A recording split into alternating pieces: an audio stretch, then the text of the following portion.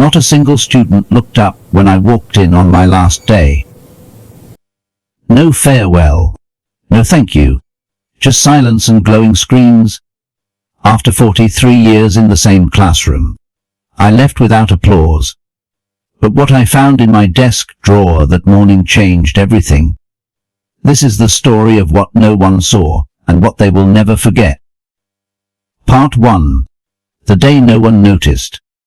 My name is Harold Brenner, and I taught history at Plainfield High School, a small public school tucked between the cornfields of Wabash County, Indiana. I gave them 43 years of my life. And today, I walked in for the last time without anyone knowing. Not the students, not the parents, not even the principal. Just me. And the smell of old chalk. I got there early.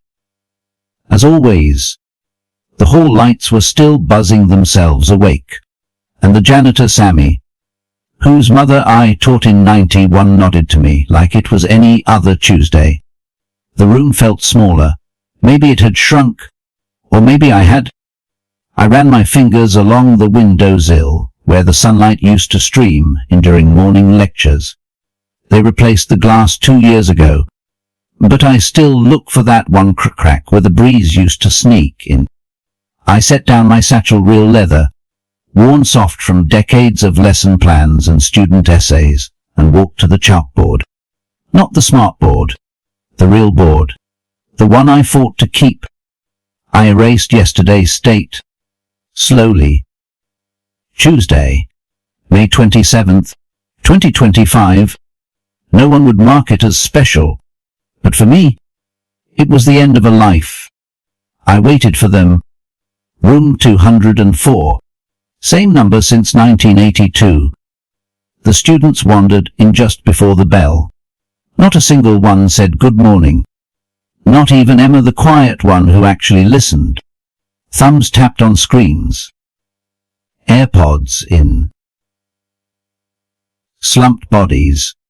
I cleared my throat, more out of habit than hope. Nothing. When the bell rang, I began anyway. This is the story of Rome, I said softly. It ends slowly, not with war, but with forgetting. No heads turned. A boy in the second row whispered into his phone. I heard my name. I heard them laugh. That was when I felt it. Not anger, not even sadness, just a strange, hollow weight, right behind my ribs. I stopped talking. Let the silence stretch until it hurt. Then I turned to the board and wrote one word. Think. Let the chalk sit in my palm a moment longer than usual. Then placed it on the tray. I walked to my desk, sat down, and opened the drawer. And that is when I saw it. A sealed envelope. No name on the front, just open when you are done. I turned it over. The handwriting was familiar. Slanted left. All capital letters. It was from Jamal.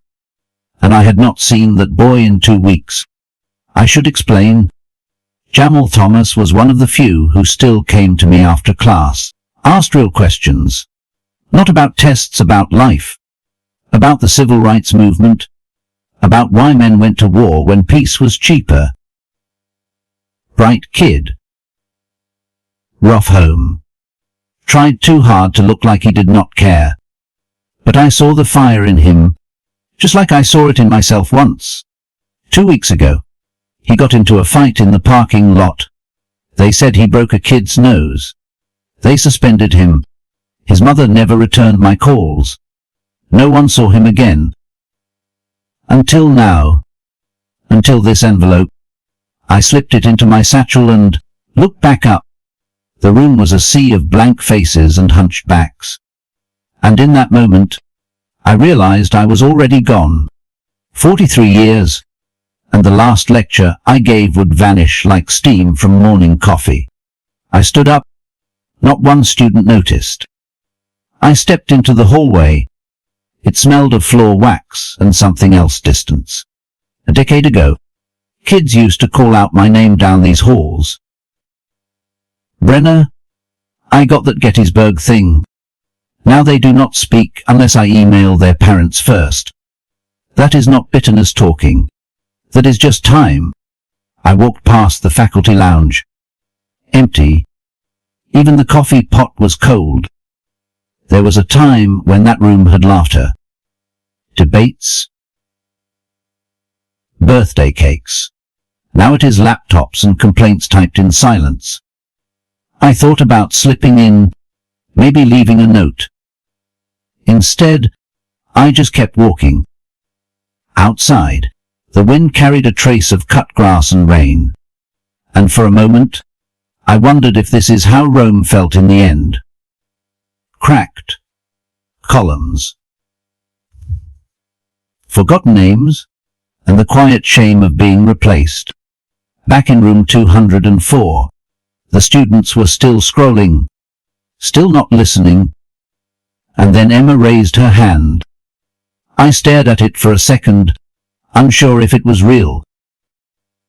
Brenner, she said, barely above a whisper. What happened to Rome after it fell? I froze. The bell rang. Everyone stood, but she stayed in her seat, looking right at me, and in her eyes, I saw something I thought I would lost long ago. Curiosity. I nodded once. Maybe, I said, it never really fell. Maybe it just changed shape. She nodded back, and then she slipped me a folded piece of paper before walking out the door. On the front, it said, "Don't read this now." I sat back down, alone. 2 letters now. One from the boy who vanished. One from the girl who stayed. I placed them side by side and stared at the board. The word was still there. Think. Part 2. When we were lions.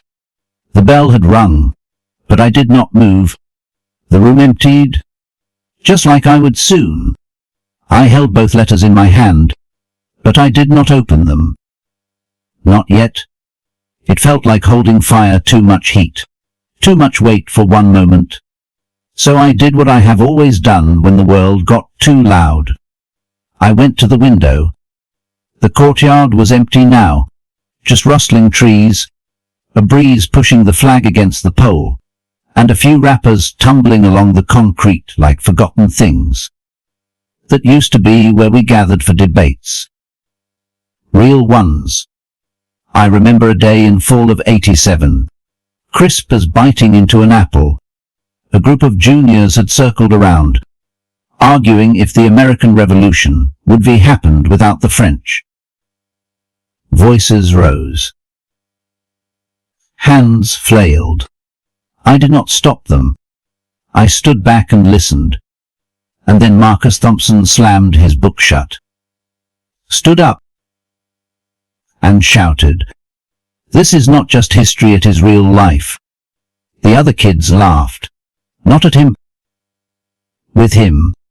That boy became a trial lawyer in Indianapolis. He still sends me Christmas cards. I was younger then. Stronger. Students used to say I looked like a lion when I lectured, big voice. Wild hands. Silver hair waving like a mane.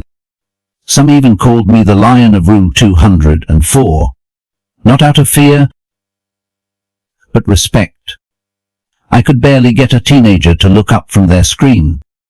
I walked over to the corner cabinet and opened the old box of photos. The one I never told anyone about. Snapshots of students. Yellowing Polaroids. Thank you notes in scribbled cursive. A broken watch from a student who said I taught him time was valuable. At the bottom was a photo from 2003. Me and my students on the courthouse steps in Washington. Their fists raised. Mine.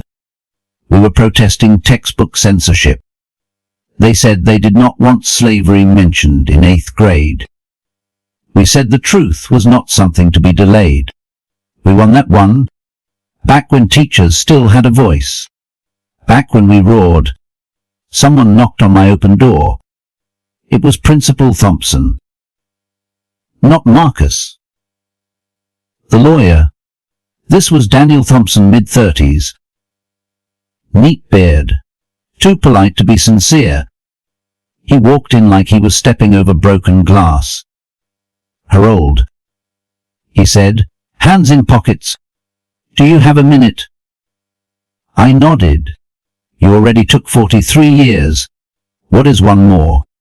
He did not smile. Didn't he sit either? That told me everything. We received. Message. He began. Of course you did. About Jamal. He added, looking anywhere but at me. That was the name that finally made me blink. I said nothing. Let him talk. There has been an incident. A parent came forward. They say he threatened a student. I almost laughed. Threatened. Or defended himself. He cleared his throat. That is not the point. Harold. The board is considering permanent expulsion. I just thought you should know. I looked him in the eye. He is not a lost cause. He looked away. Some people just do not belong in the system. That was it. He left me standing in my own classroom like I did not belong either. I opened Jamal's letter. The paper was lined, torn from a notebook. No signature. Just the writing I knew. I messed up again. I know it. But do not defend me this time. They do not care. And it is not your fight anymore. I saw you the other day. You looked tired. Like the lion they caged. But you were the only one who ever made me believe I could be something more than angry. I just wanted to say thank you. Before I disappear. I folded the letter, held it to my chest. He was right. I did look tired. And maybe I was. But tired men still remember how to roar. The next day, I went to the assistant principal's office. Her name was Lisa Gable. Young. Efficient. All rules. No roots. She did not offer me a seat. I am here to speak about Jamal, I said. She sighed like I was a burden. We have evidence he posted threats online. That is policy. It is out of our hands. Did anyone talk to him?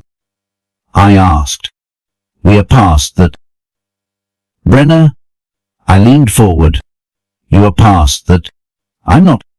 She looked annoyed, like I was a relic she did not ask for. She opened her laptop and showed me the post. A blurry image. A caption. Push me again and I will make you regret it. No context. No face. Could have been anyone. But they wanted it to be Jamal. Because he was angry. And poor. And did not smile enough. I stood up. You do not get to erase people like chalk on a board. I said. Not while I am still here. I left before she could respond. I walked the hall, like I used to when I was 35. Fast. With purpose.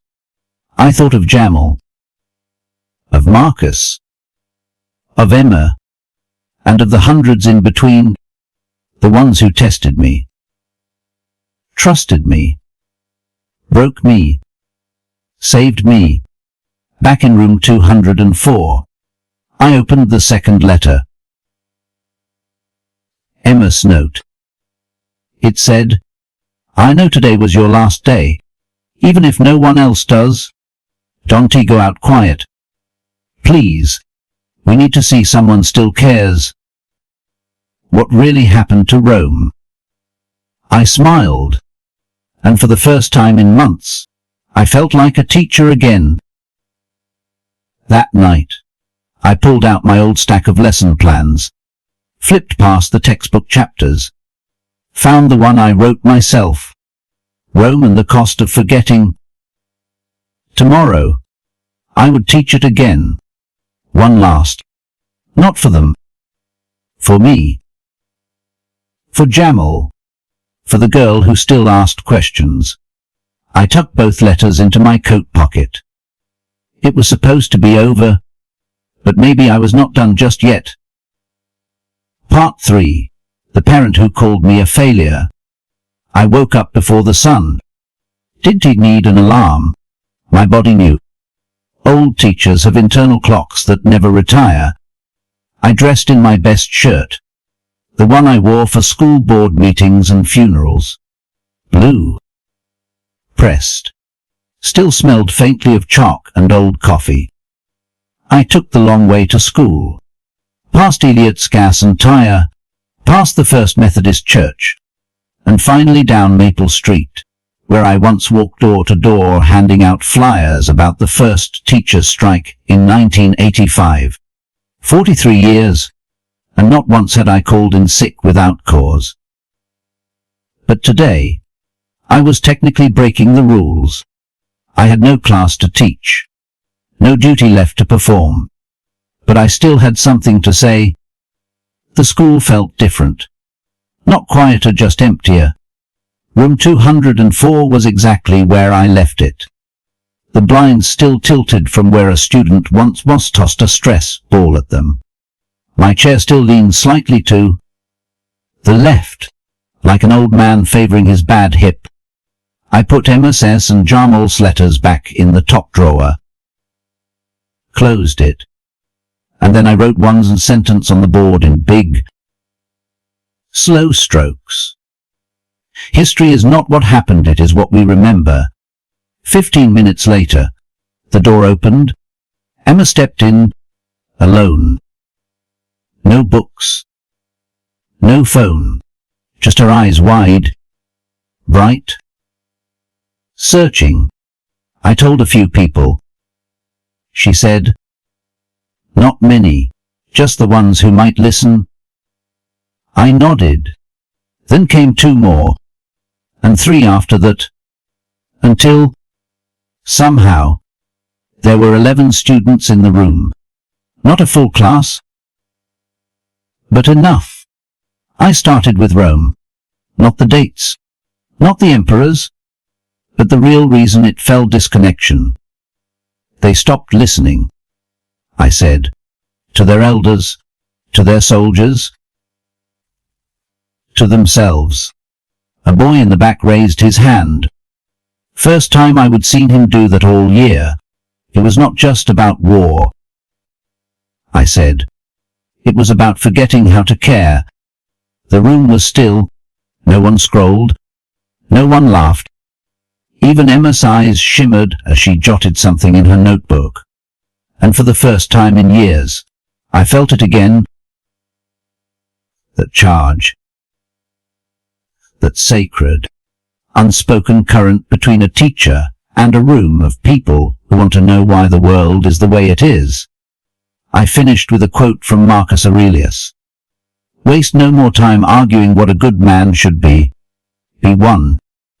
Just as I capped the marker, the door opened, and in walked a ghost I was not ready to face. Angela Morgan.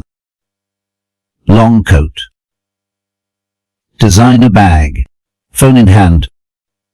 Her boy, Tyler, had been in my class 2 years ago. He failed his first semester. Didn't he turn in work? Missed 14 days. I called her in for a meeting. Tried to help. Gave her suggestions. Resources. Told her the truth. And she called me a failure. Right to my face. Said I was too old, out of touch. That teachers like me were the reason her son did not believe in school anymore. She stood in the back of my room like she would never said a word. Emma looked at me. Confused. I stayed calm, even when my chest tightened. Can I help you? Morgan, I asked. She blinked. I did not know you were still here. I'm not, I said. Not Not officially. She walked closer. Her eyes scanned the board. Then the students. I saw a post, she said quietly. About this. About you. There it was again. The post. Emma must have shared something. Or maybe someone else had filmed the lesson. Didn't it matter? Angela stepped forward. Something in her hand. I kept this, she said. Tyler wrote it before he left for the Navy last fall. She handed me a folded letter. Brenner, I know I gave you hell. I was not ready then. I did not want to hear truth from anyone, especially not from someone who saw right through me. But I heard you. Anyway, I just was not strong enough to show it. Basic training was easier because of you. History made sense because of you. Life made more sense. I am sorry I never told you this before. But you mattered. Thank you. Tyler Morgan. Seaman recruit. Navy. I do not know how long I stood there. But I could not speak. Angela wiped her eye. I am sorry for what I said back then. I nodded. Words felt too small. The students were quiet. Some were crying. Even the boy in the hoodie. Emma reached for my arm. They are listening now. Brenner. That is when the announcement came over the loudspeaker. Brenner, please report to the main office. The whole room froze. I looked at the kids. Looked at Emma. I will be back, I said. And this time they believed me. I walked the hall slowly. The floor felt longer than usual. The main office door was open. Inside, the principal, the assistant principal, and surprise, a man in a navy suit. District office? I would seen that face at a conference once. They did not offer me a chair. Harold, the principal began. We need to talk about what happened this morning. I raised an eyebrow. The lesson? Yes. It was not scheduled. And it has caused quite a stir. Positive or negative? The man in the suit cut in. We have received 2 complaints. One claims political bias.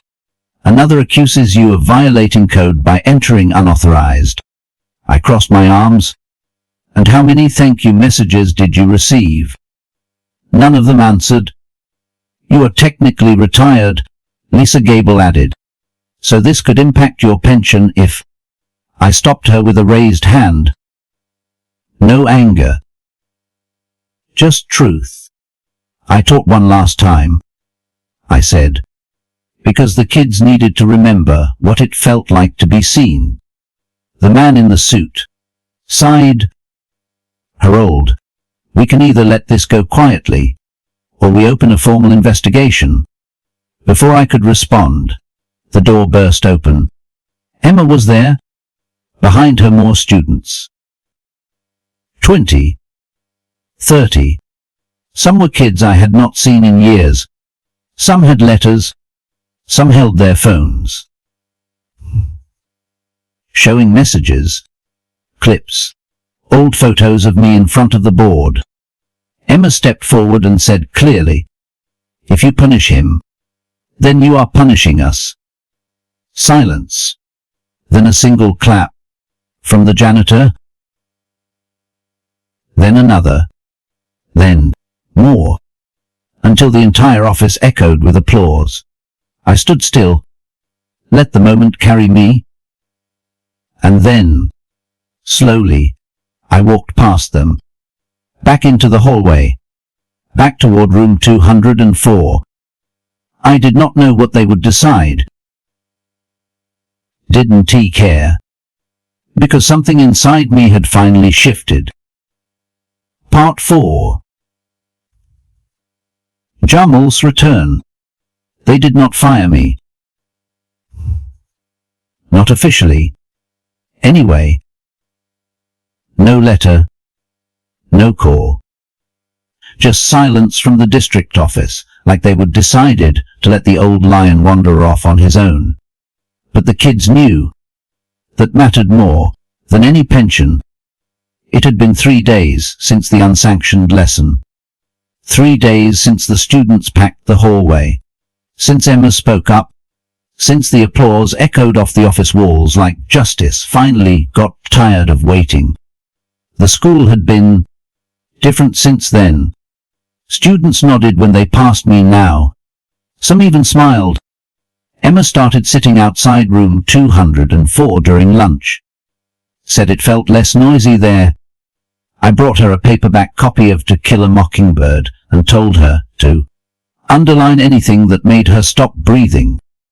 She grinned like it was treasure. And then, on Thursday morning, Jamal walked through the front door. Same black hoodie, same guarded eyes. But something in his shoulders looked different, less anger. More weight. The secretary looked stunned. Is he even allowed to be here? She whispered. He is with me, I said. And that was that. We did not talk right away. I led him into room 204. Let him sit in the chair by the window, the one where sunlight always landed around 10:30. He did not look around. Just stared out at the flagpole. After a while, I pulled 2 mugs from my drawer and poured coffee. Still kept a thermos. Same as always. He took his without sugar. Like he remembered. I sat across from him and waited. I thought you were gone, he said. I am, I said. But I guess I was not done. He gave a small, dry laugh. You always had to get the last word. I try. We drank in silence. Then he reached into his jacket and pulled out a folded printout. A screenshot. It was the viral post-MS video of my unsanctioned Rome lecture. Over 1 million views. You are famous now, he said.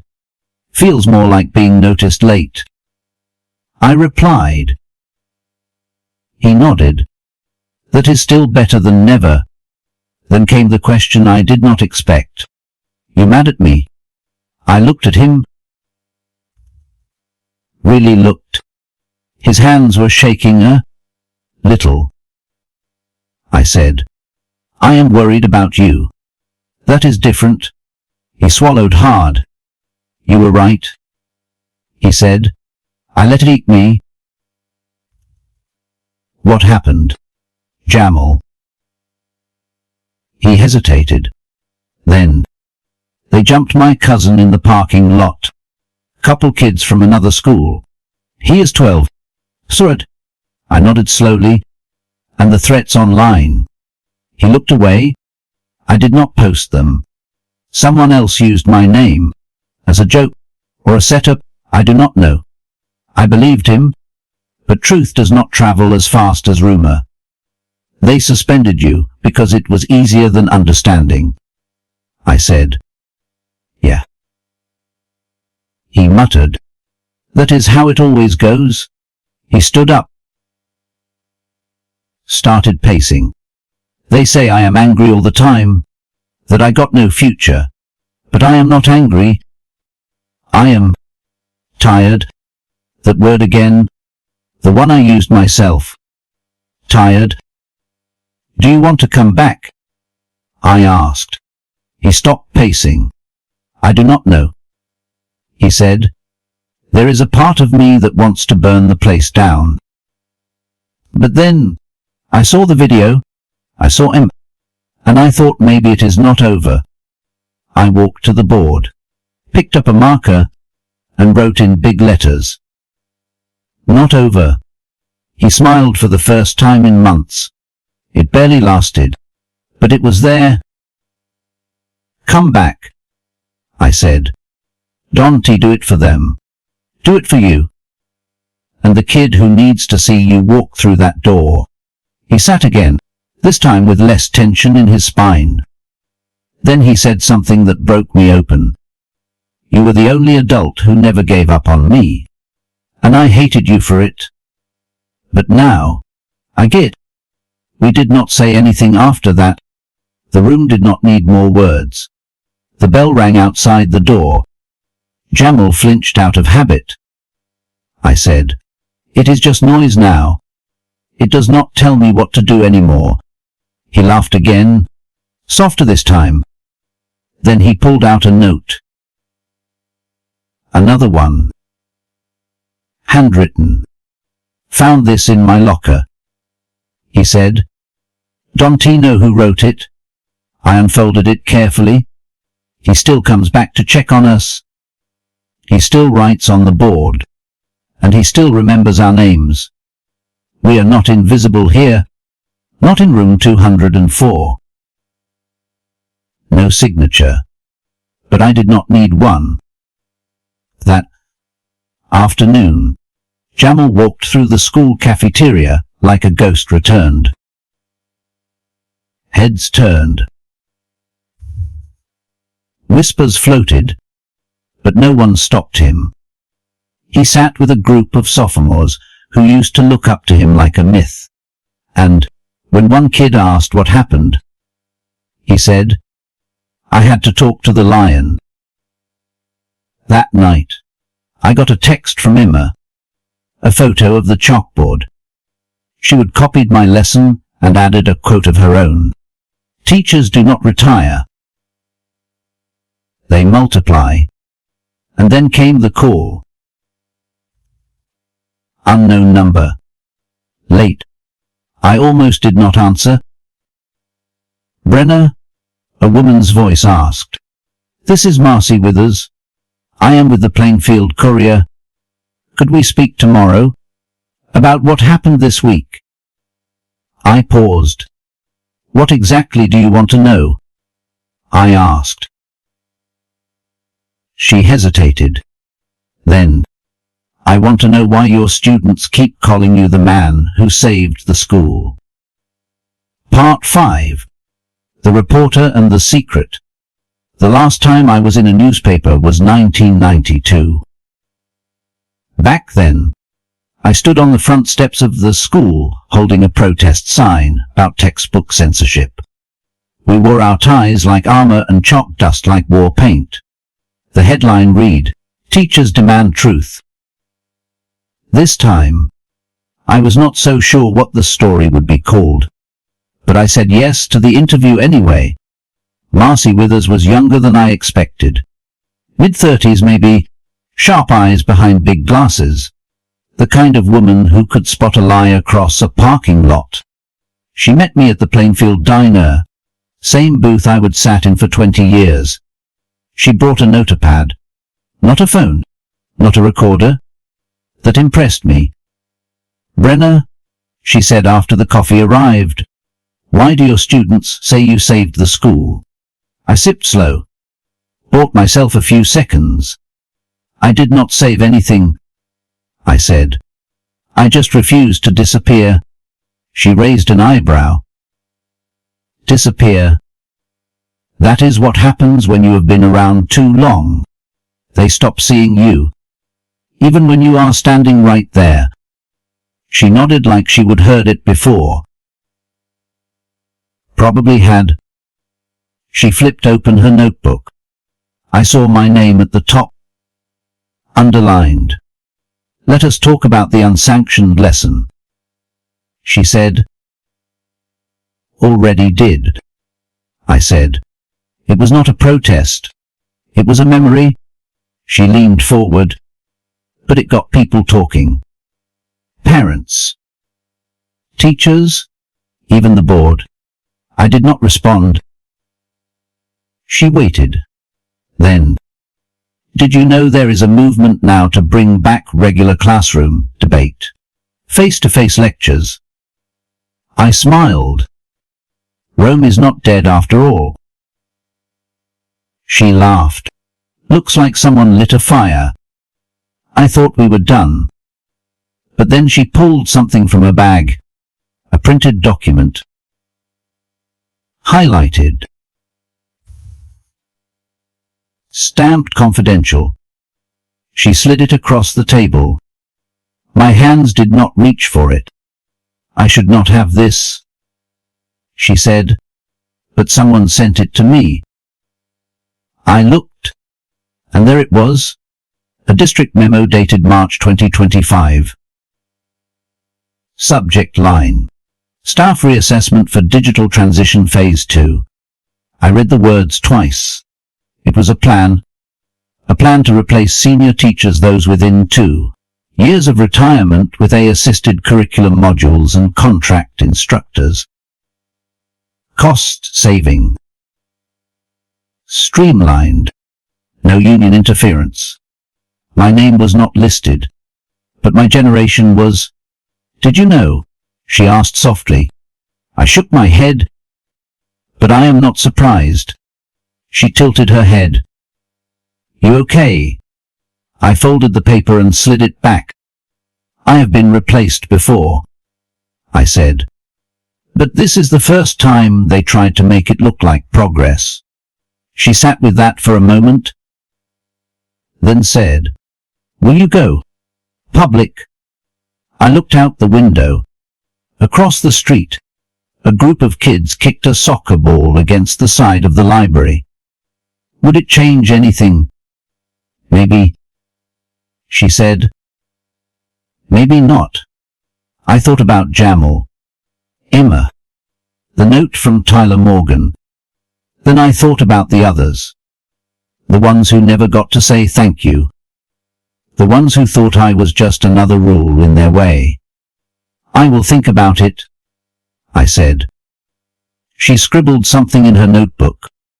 Mind if I ask one more thing? She said. Shoot. Why did you stay so long? I did not answer right away.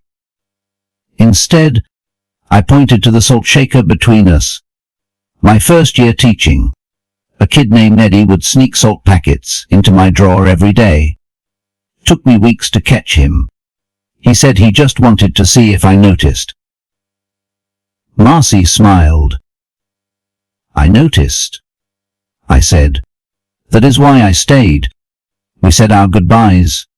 She left the tip. I left the past on the table. Or at least I tried. Back home, I opened my filing cabinet, pulled out a folder labeled Board Communications, 2010-2015. Inside were emails, meeting notes, memos. I would save them all. Didn't he trust digital storage back then, and I still do not. And there it was, a 2013 internal note from a former superintendent. We need to start phasing out legacy teachers. They resist change and impact student metrics. Let us start with the history department. I closed the folder. My hands were trembling, not from rage. From the knowing that I had been right all along. The next morning, I walked into room 204 again. Wasn't he supposed to? Didn't he care? Emma was already there. So was Jamal, and 3 other students who never used to speak at all. I wrote on the board, Why does history matter? Emma raised her hand. To see what we are becoming, she said. I nodded, then erased it and wrote, Why does memory matter? Jamal answered that one. So we do not start to think this is normal. At noon, I heard my name over the loudspeaker. Brenner, please report to the library. I looked at the kids. They looked back with wide eyes. You are in trouble again? Emma whispered. I smiled. Probably. I walked down the hall slowly. Didn't expect much. But when I opened the library doors, I stopped. Inside were over 50 students, some holding signs, others seated in a half circle. In the center was a chair, and behind it, a banner. For me, be who made us think. I did not move at first. Then Jamal stepped out from the crowd. He handed me a piece of paper. "Just read it," he said. I unfolded it. A petition. Over 300 names. Requesting the school to reinstate one final lecture series by Brenner in person. In room 204. And at the bottom, a note. History did not fall. It just waited for someone to remember. I looked up, saw the eyes, the silence, the hope, and I realized maybe they had not forgotten me. After all. Part 6. The betrayal. They say no one listens to teenagers anymore. But someone listened this time. The petition 300 names.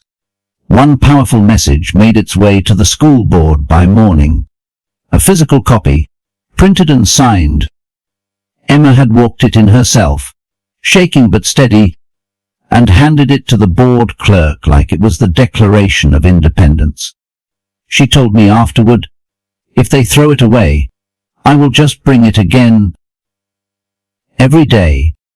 I did not expect much. School boards are like glaciers. Slow, cold. They bury things they do not want to face. But this time, they answered.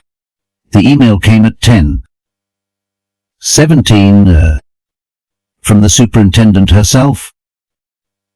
Brenner, in response to recent community engagement and student requests, the board has agreed to permit you to lead a voluntary living history lecture series for the remainder of the term. This is an exception, not a precedent. You may use room 204. You will not be compensated. We hope this will provide closure for all parties. Respectfully, Marianne Keller, Superintendent. Closure? That word stung more than the rest. But I said yes anyway. Not because of them, because of the kids. Word spread fast. By third period, room 204 was packed. Standing room only. Some kids sat on the floor, backs against the wall. Emma brought a camera. Jamal brought a stack of his own notes. The janitor propped the door open. Even the chemistry teacher slipped in during lunch break and leaned in the doorway like he used to 30 years ago. I did not lecture. I told stories, not from textbooks, from life. About how I watched the Berlin Wall fall on a black and white TV in the school lounge. About how I taught during the Gulf War and how kids asked if we were going to be drafted again. About how I saw a student break down during a 9/11 broadcast and held him while the towers fell. Even though we were not supposed to hug kids. They did not blink. They listened. Like truth was air, and they would been holding their breath for years. Afterward, I stayed behind, swept the chalk dust off the tray, stared at the photos on the far wall. All class shots. Students now older than some of the teachers. That is when Lisa Gable, the assistant principal, appeared in the doorway, always smiling when she delivered bad news. "You have made quite a splash," she said. I did not jump. I replied. I was pushed. She smirked. "Well, enjoy your moment. Just do not confuse it with a return." "I am not here to return," I said. "I am here to remember." She paused, looked at the students still loitering in the hallway. Then she said, "Watch yourself." Harold. Not everyone is clapping. I thought she was just being petty. But later that night, I found out what she meant. Emma called me. Her voice was shaking. "They are investigating you," she said. "Who is?" "The district," Someone filed a complaint. I sat down, slow and cold. What kind of complaint? I asked. They said you are pushing personal opinions, that you are undermining the curriculum, and that you are manipulating students. I let the silence sit between us, heavier than either of us could carry. Emma whispered, "They are saying you are dangerous." The next morning, I got the notice. Administrative inquiry. Breach of educational conduct. They wanted to discuss concerns regarding content I had shared. They attached a list of potentially inappropriate quotes. I read the first one. "History does not lie. People do." Another, "If you do not teach them to think, someone else will teach them to obey." And the one they underlined, "Progress is only real if it remembers who it left behind." That is the one that did it. Too close to truth. Too close to them. I did not sleep that night. I walked circles in my living room, sat on the porch at 3 a.m, watched the wind push dead leaves down the empty street like forgotten promises. At dawn, I made my choice. If they were going to bury me, I would leave behind the loudest echo I could. I walked into room 204 that Friday with a box under my arm. Inside were letters, notes, old essays, even that broken watch from decades ago. I laid them out on every desk. "Pick one," I told the class. "Any one. Read it, then tell me if this job ever ended at 3:30. One boy, Caleb, read a note from 1996. A student thanking me for saving her from an abusive home. He looked up, eyes wet. "Was this real?" He asked. "It was all real," I said. Even when no one believed us, we did not talk about war or empires that day. We talked about being human. And by the end of the hour, half the room was crying. The other half was writing. That afternoon, I received a message. Anonymous sender. Only 4 words. "You are making us nervous." No name. No subject. Just fear in digital ink. I forwarded it to Marcy Withers at the Plainfield Courier. She replied 2 minutes later, "You are not alone. Call me." I stepped outside, let the air fill my chest, and looked up at the flag waving above the school entrance. It was the same one they would lowered when my wife passed. Same one raised the day after 9/11. Same one Jamal had stared when he first came back. It flapped now in a wind that smelled of rain and reckoning. And just as I turned to go back inside, a man stepped out of the front office. The district representative, suit, clipboard, tightly wound tie. We locked eyes. He walked toward me with purpose. And behind him was Lisa Gable. Part 7. The meeting. He looked like every man I would ever argued with at a school board meeting. Polished, tense, efficient.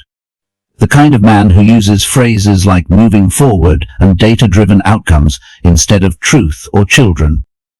He stopped 2 feet from me, offered a clipped smile, and said, "Brenner, may we speak privately?" Lisa Gable stood behind him, arms crossed, chin high. I did not flinch. "Of course," I said. "Room 204. His smile tightened. "We have reserved the counselor's office." "Of course you have." They led me through the hall like I was a student again. Except this time, I was not afraid. I was ready. The counselor's office was colder than I remembered. No windows. No warmth. No escape. The man sat. Lisa did not. I remained standing. "I am James Tully," he said. "District Compliance Officer." He opened a folder with crisp, dramatic flair. Inside, printouts, screenshots, a copy of the petition. Lisa leaned against the bookshelf. I could see her smirking behind her neutral face. "Brenner," Tully began, "we have reviewed the content of your recent sessions. While community engagement is commendable, there are concerns about tone, political undertones, and deviation from approved instructional standards." I did not speak. Let him dig his hole. He tapped the folder. "There has also been an anonymous report." I raised an eyebrow. Let him keep going. "From a former student, alleging that in 2004, you discouraged their religious beliefs in a classroom discussion." He paused, letting the weight drop. Lisa watched for my reaction, but I remembered exactly what happened in 2004. "A student wrote an essay," I said, "claiming slavery was a punishment from God. I asked them to cite historical sources, not personal faith." Lisa jumped in. "But you challenged it harshly." I challenged the logic. I replied, "Not the soul." Tully cleared his throat. "Regardless, this has reopened questions about your judgment." And there it was. The real reason I was here. They wanted to bury me before I grew louder. "I'm retired," I said calmly. "You can T-fire a memory." Tully closed the folder slowly. "True. But we can revoke your legacy." I laughed. Out loud. Lisa blinked. "You think this is about legacy?" I said. "You think I am here because I need applause?" I leaned across the desk, slow and steady. "I am here because 30 kids wrote their hearts on lined paper. Because a girl stood in a hallway and asked the world to listen. Because a boy who almost vanished came back through the front door without fear." Tully shifted in his seat. I continued. "Because someone had to remind you that education is not customer service." Silence. Then he said, "If you proceed with these sessions, we will be forced to issue a formal censure. It may affect your pension, your reputation, possibly your eligibility for any community awards." Lisa added, "Or we can release a joint statement, thanking you for your years of service. You walk away clean. Quiet. A deal. A bribe wrapped in flattery." I looked at both of them, and remembered the line from Marcus Aurelius I once wrote on the board. "Waste no more time arguing what a good man should be. Be one." I stood tall.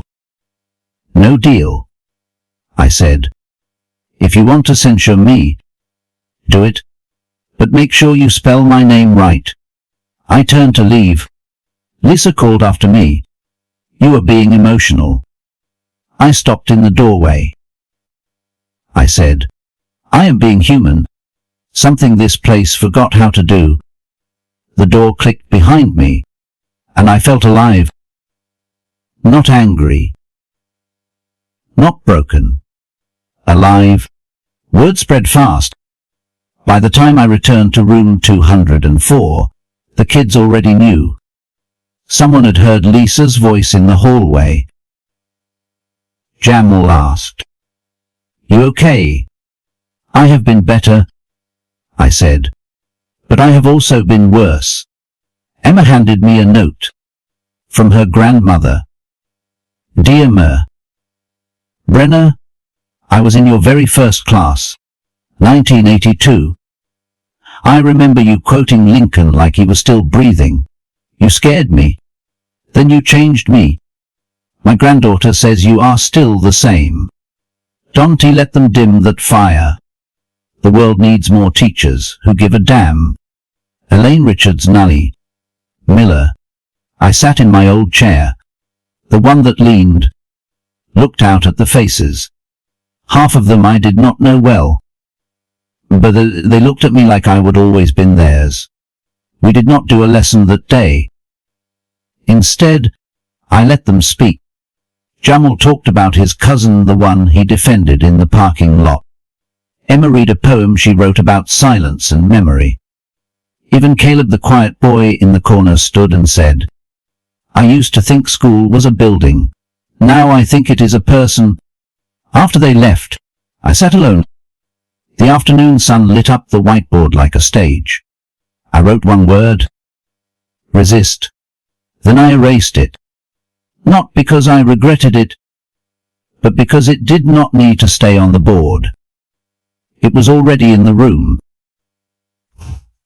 That evening, I got another email, not from the district, from a national education podcast. They would seen the video, heard the rumors. They wanted to interview me. Topic: the last good teacher. I stared at the subject line. My hands did not move. And then my phone buzzed again. A message. No name. You just made the biggest mistake of your career. No punctuation. No signature. Just threat. Plain and sterile. But I was not afraid. Because a career ends when the world forgets you. And the world was starting to remember. I called Marcy Withers. Told her everything. She did not interrupt. Didn't he ask dumb questions? When I finished, she said, they picked the wrong teacher to underestimate. I sat on my porch that night. Feet up, stars thick above the trees. I thought of my wife, gone now 6 years. She used to joke I would die with chalk in my hand. Maybe I will, but not before I write one more thing on that board. The next day, I walked into room 204 and found something waiting for me on my desk. A letter, handwritten. No name. I opened it. They are trying to stop you, because they are scared of us remembering what learning feels like. Keep going. We are with you, more than you know. And then I heard the bell, the real one, ringing for 5th period. And outside the door, I heard footsteps. Many. Fast. Eager. They were coming back. Part 8. The one who never spoke. By Friday morning, the emails were coming in faster than I could open them. Some from parents, some from strangers, some from kids I taught 30 years ago, now teaching their own.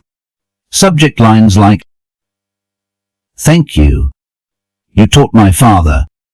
Room 204. Changed me. I printed the ones that mattered, folded them slowly, tucked them in my satchel next to the lesson plans I no longer needed. Even the local news picked it up. Just a 2-minute segment buried between the weather and a car crash. But it aired. Retired teacher returns for final lessons goes viral. I hated that word. Viral. Like a sickness. This was not a gimmick. It was not nostalgia. It was survival. The school did not say anything. No reprimand. No approval either. The kind of silence that makes a man feel both invincible and expendable.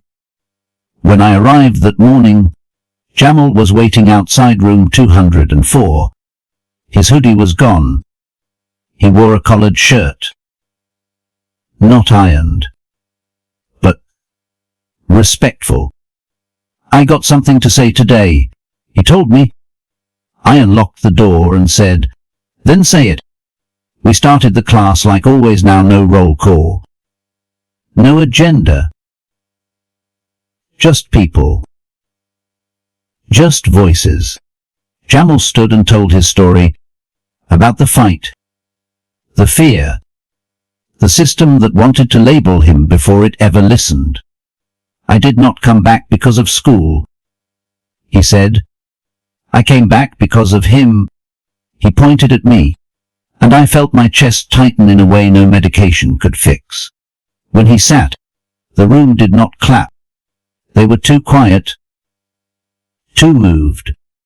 Even Emma looked stunned. That silence was respect, pure and heavy. Later that afternoon, a package arrived. No return address. Inside, a photo of my first ever classroom in 1982. Grainy, black and white. Me at the board. Chalk midair. 22 kids crammed into desks. A sticky note on the back. I never forgot. I did not cry, but I held it like it might vanish if I blinked. It was just past 3:00 when I heard the knock. Not the quick kind. Not the kind students use. This one was deliberate. Heavy. I opened the door, and there she stood. I had not seen Karen Williams in 32 years. She was shorter now, older, wore a long coat even though the air was warm. Her grey curls framed her face like ivy on stone. She smiled. Nervously. Brenner? Karen? I said. You found me. She stepped inside slowly, like the room might remember her. I was not sure if I should come. She said. You came. I replied. That is enough. She looked around the room, paused at the window, touched the edge of a desk with trembling fingers. I used to sit there, she said. 3rd row, next to the heater. I nodded. I remembered. Karen had been the quiet one. Barely spoke. Always wrote with a pencil. The kind of girl who carried secrets in her backpack. I would always sensed something was wrong at home. I reported it twice. Nothing came of it. Then one day she was gone, withdrawn mid-semester. No goodbye, and I never saw her again. Until now. I saw the article, she said. Then I watched the video, and I could not stop shaking. She pulled out a folded piece of paper. Not typed. Not printed. Written in pencil. She handed it to me. You probably do not remember me, but you were the first adult who ever looked me in the eyes when I spoke. You told me once that silence was not weakness. You told me my words mattered even when I could not say them out loud. I am a social worker now. I work with kids like I used to be. I never forgot room 204. I never forgot you, Karen. I sat down, not from sadness, just from the gravity of being remembered. She stood at the board and touched the ledge where the chalk once lived. They almost took you from this place, she said softly, but you were never theirs to erase. I looked up at her, saw the little girl who never spoke, and the woman who never stopped listening. We talked for an hour. About life.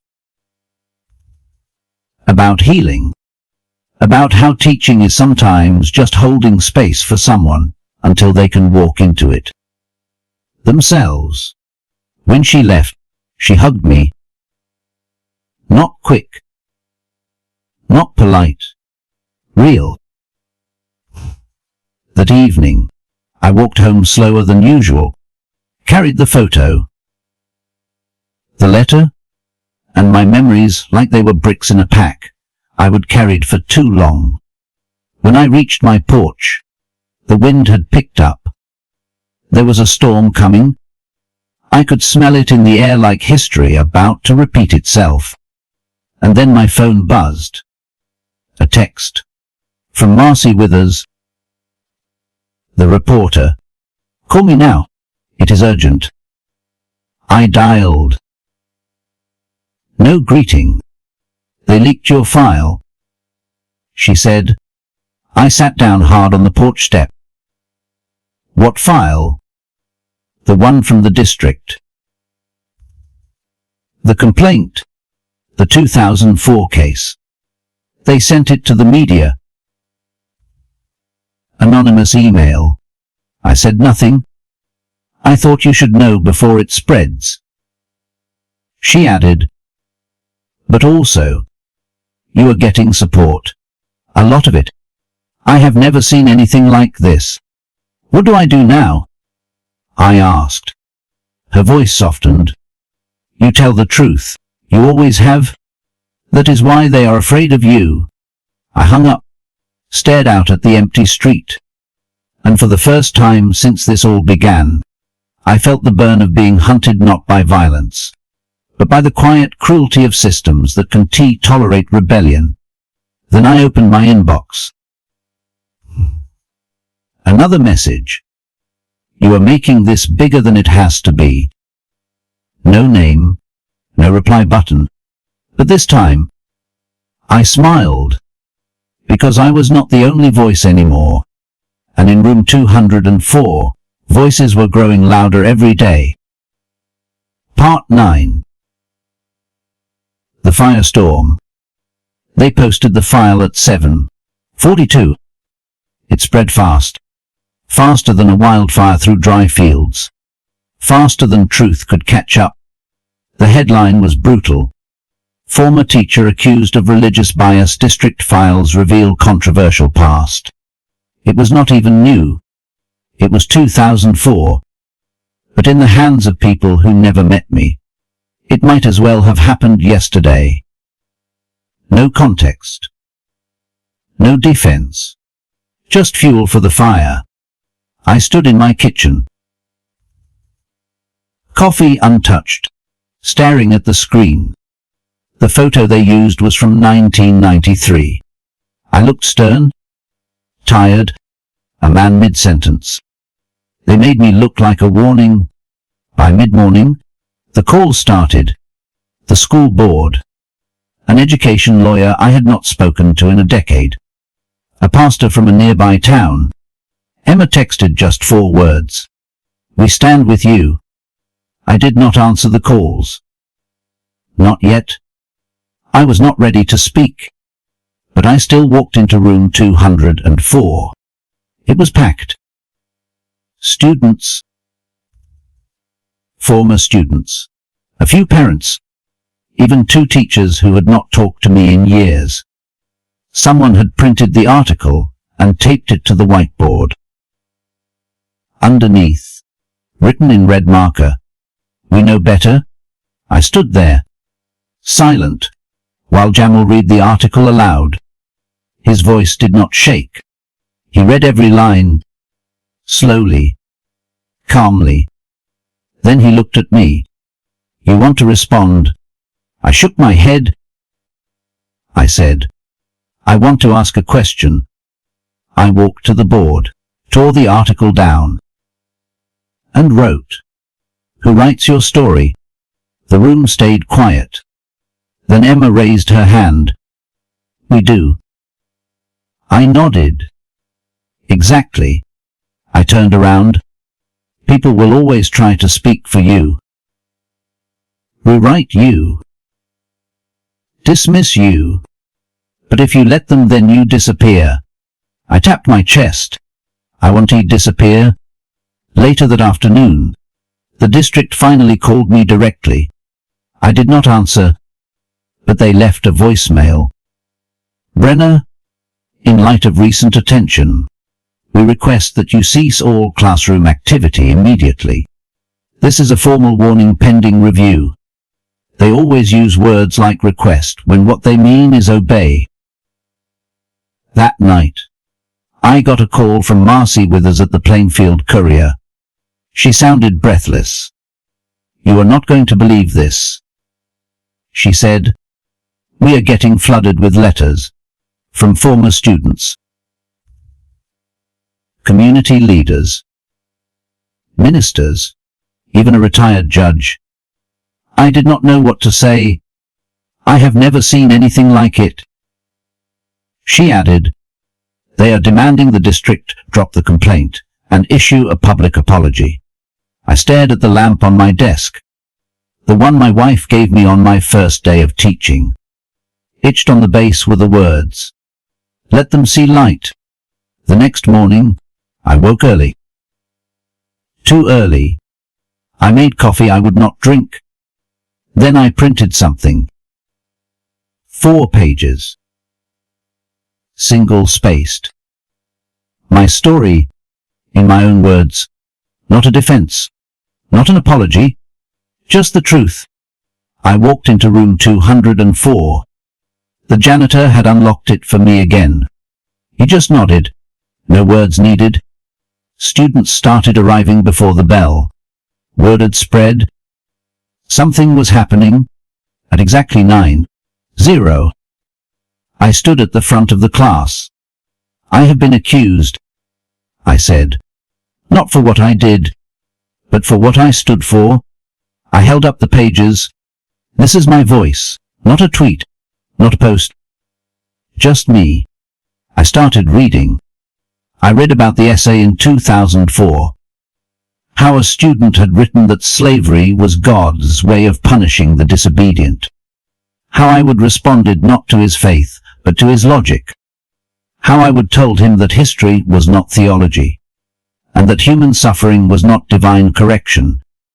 I wrote how he stormed out, how I called his parents.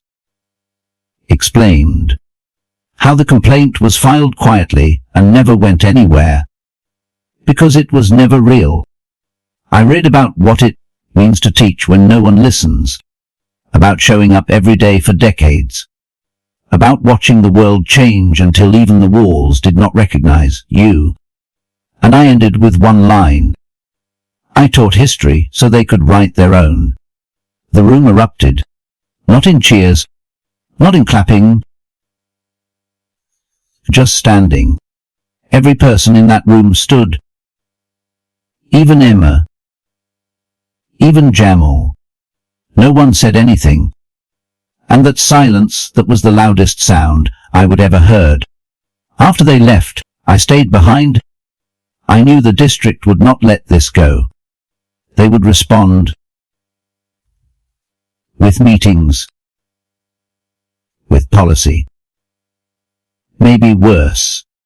But for the first time in weeks, I was not afraid of what they might take, because I knew what they could never give.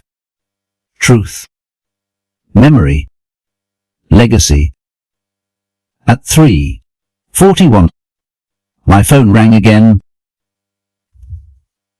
Block number. I picked up. A man's voice. Calm. Direct. Brenner, this is Reverend Henry Michaels. From the First Baptist Church. I taught Sunday school with the boy who filed that complaint in 2004. I did not speak. I want you to know, he said. He has come forward. He says he lied. Silence. He says he was angry. Immature. That you never disrespected him, just challenged him. I exhaled. Didn't he realize I would been holding it? He is willing to testify. In writing. Or public.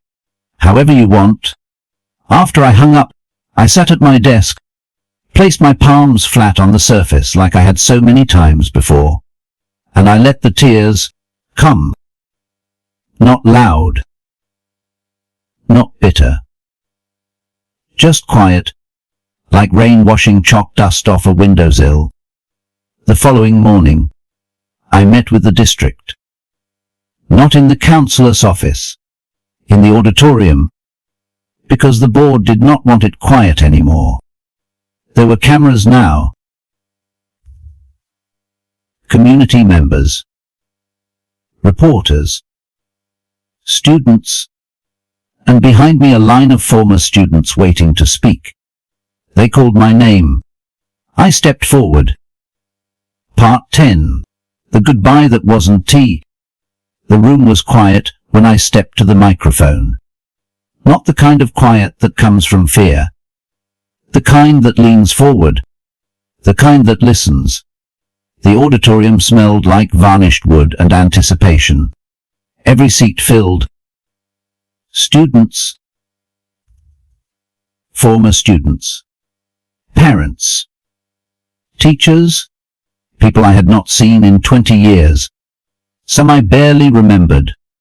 Others I never forgot. The school board sat at the long table, stiff and silent. Lisa Gable was there.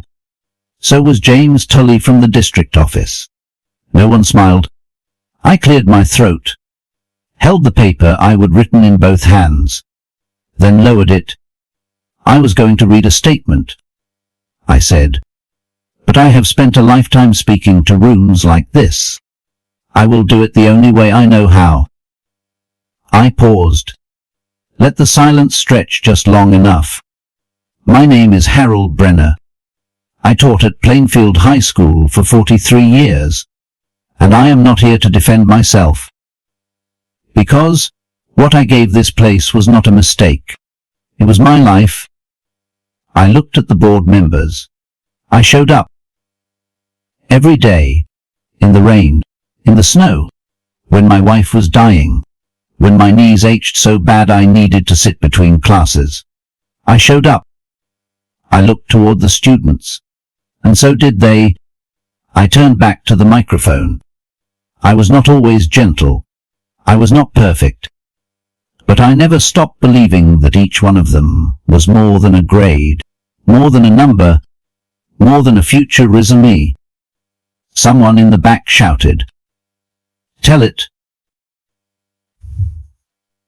Laughter rippled. Not mockery, memory. I pointed to the board again.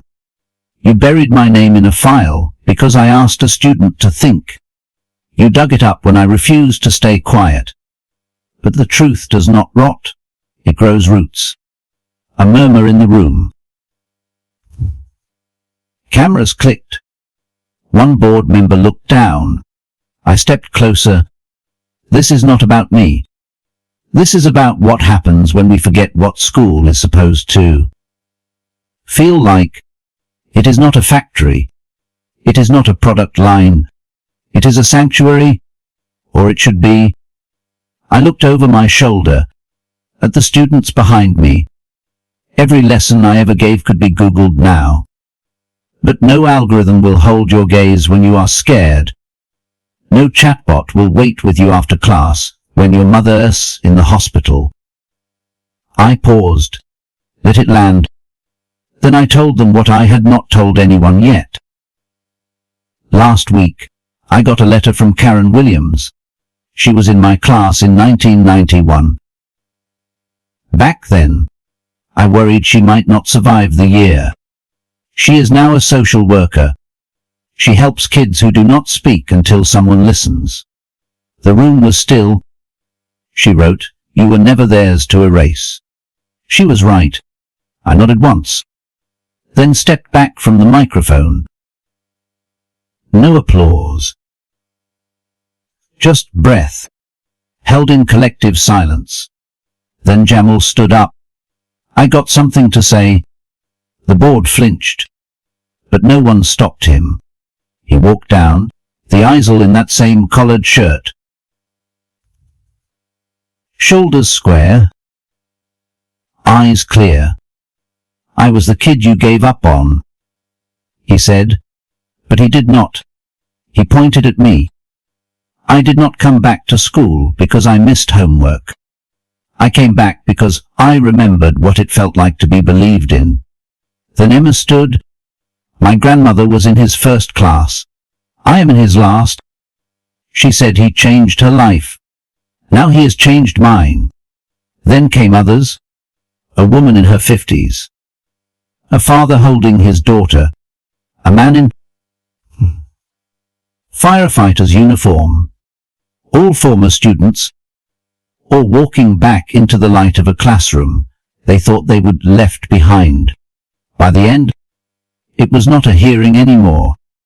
It was a confession, a chorus, a homecoming. The board did not speak. They adjourned in silence.